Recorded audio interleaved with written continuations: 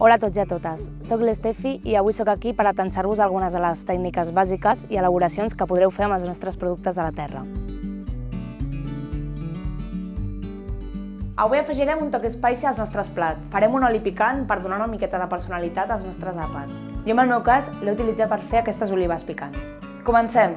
Perquè fa els estris, el que ens farà falta només és una cassoleta d'aquest tamany aproximadament, on infusionarem l'oli, oli d'oliva, d'aquest que fem servir per cuinar, un 0,4, una miqueta de farigola, llorer, un parell o tres de dents d'all, la cayena, això en funció del grau de picant de cadascú, això va a gustos, i uns grans de pebre.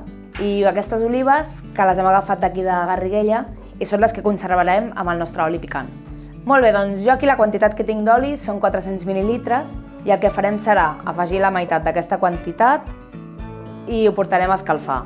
Però abans el que farem serà introduir la farigola, les dues fulles de llorer, un parell de dents d'all, uns 6 bitxos i el pebre. Els portarem a escalfar abans que l'oli comenci a bullir, és a dir, a una temperatura d'uns 90-100 graus. Quan comencin a aparèixer les primeres bombolletes, pararem el foc i ho taparem.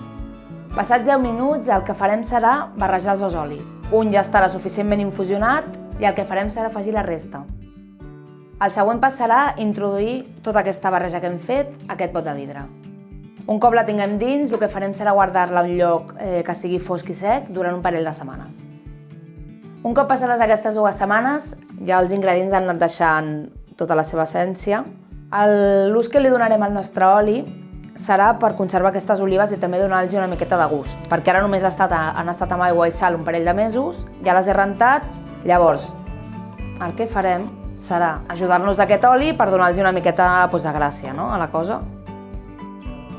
Molt bé, doncs aquest seria el nostre resultat. Com podeu veure, jo l'ús que li he donat a aquest oli ha sigut per fer unes olives picants i que alhora m'ajudarà a conservar-les. Però també normalment aquest tipus d'oli s'utilitza en pizzas, per amanides. Espero que us agradi i que ho gaudiu.